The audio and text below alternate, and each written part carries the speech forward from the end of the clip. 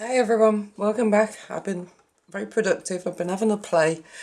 Had a conversation with a lady on Facebook, Jean Cosby Hale, lovely lady, and I was having a look at the rounded spine book that she'd made, and it is lovely. I don't care what you say, Jeannie. It's very nice.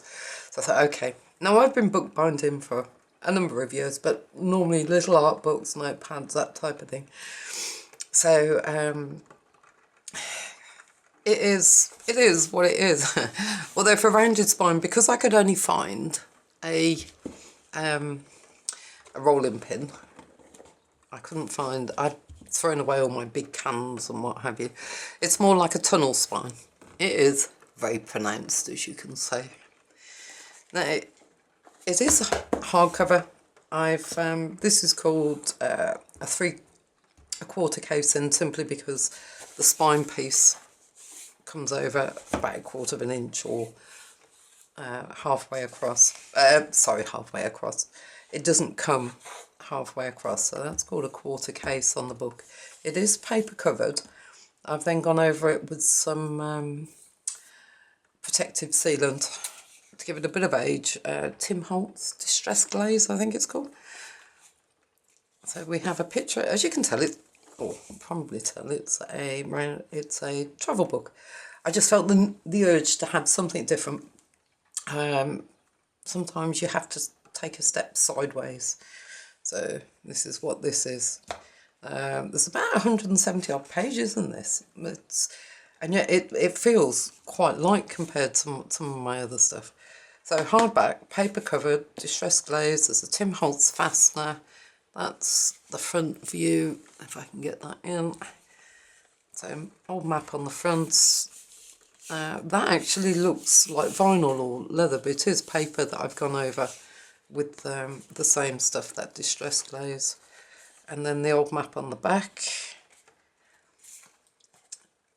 Seam binding for the closure.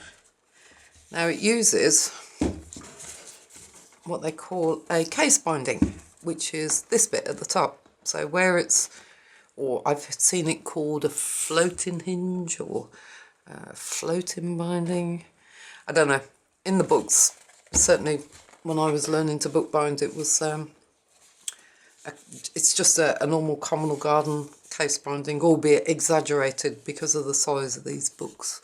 So there you go, history lesson. It does have a huge advantage simply because when you do an open spine, like Coptic stitch and whatever, then the books lie flat. And this does exactly the same. So that is the huge advantage for doing that floating, the casing. So, travel page, travel book, very different. Tim Holtz paper on the front, because I couldn't find anything that I liked more than that, so hence why that's on.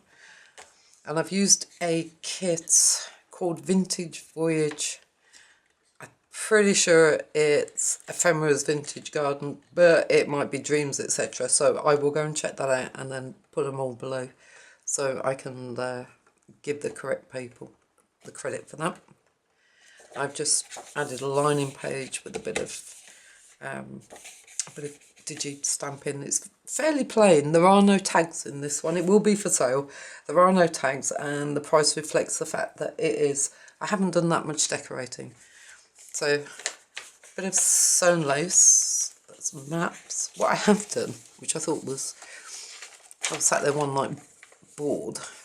I have printed off and found loads of old photos from late 19th, early 20th century. So anywhere between, say, 1870 and 1910.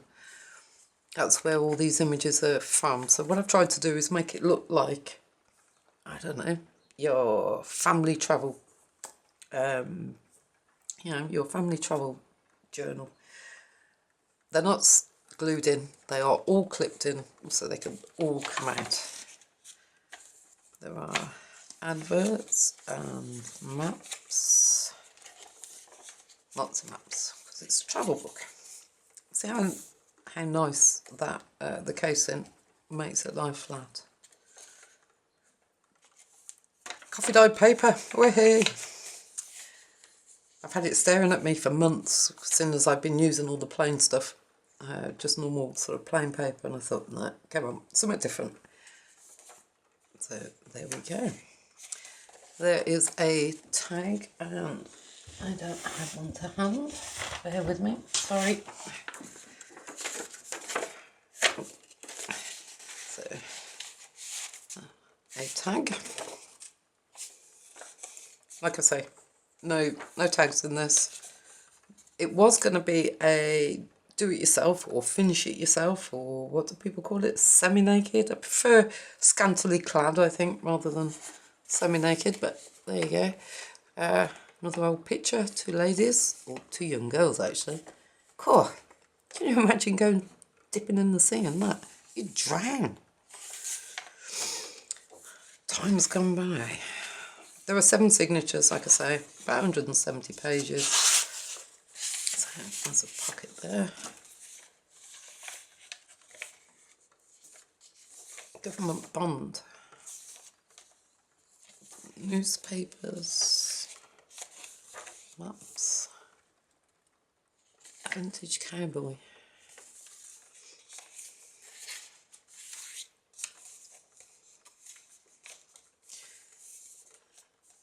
The pockets that I have done are mostly made out of what I would collect when I go away. So it's a postcard for a pocket or a tuck spot.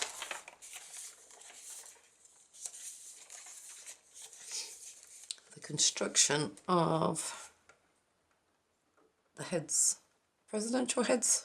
Sorry, my knowledge is not that brilliant.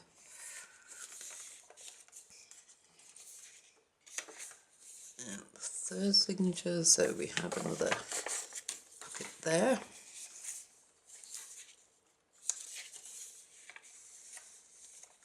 I've managed to get a paper clip across that young gentleman's head. There we go.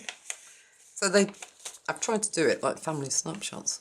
So holiday snapshots, albeit these are printed as opposed to on your phone.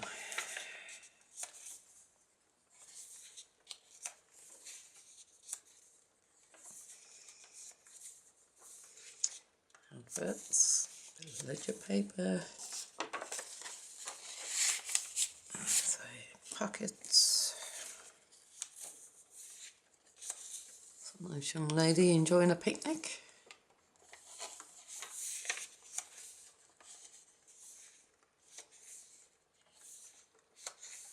I think that's a bit of Tim Holtz paper. Nice deep pocket there. Ledger, map of Japan.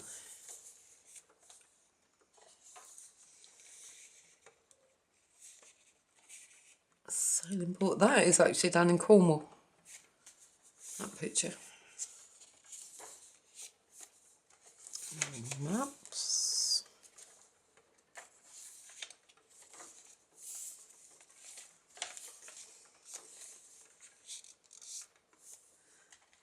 A snapshot of an outing in Egypt. Well, I suppose if you were rich and back in the Edwardian times, that's what you did. You went off and travelled the continents.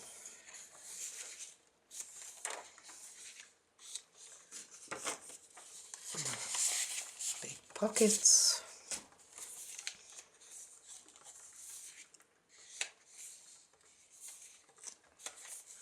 Another one there. Maps of Europe.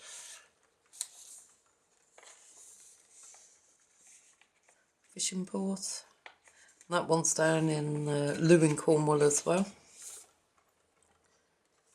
Ledger paper, blueprint for a ship.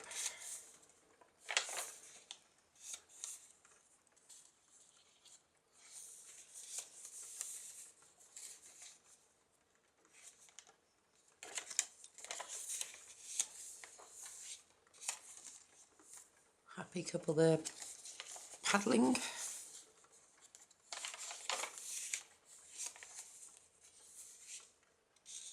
Oh, good Good old UK. Another tuck spots.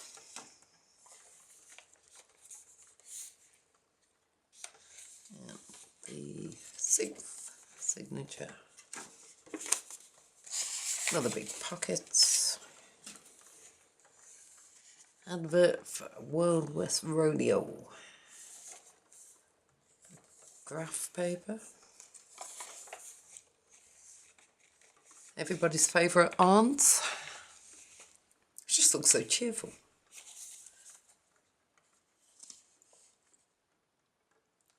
I can't even read some of this stuff.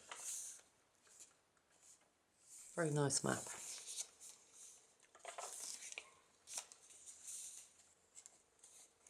Norway.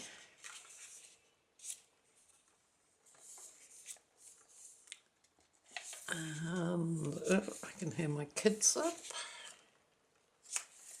3 gentlemen in their knitted bathing suits. Back of the graph papers. Buffalo Bills Rodeo. Another side tuck. And the last of the 7 signatures, so back in there.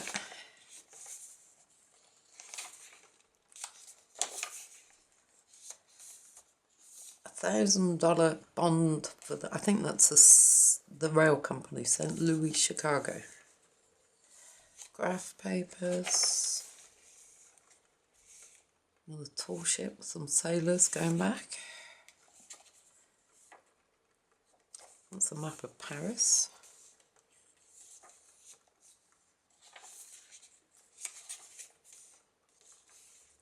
Oh, sorry, Indianapolis.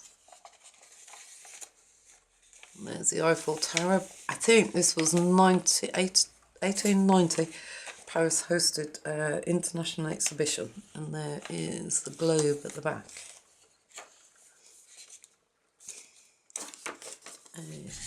Another tuck spot.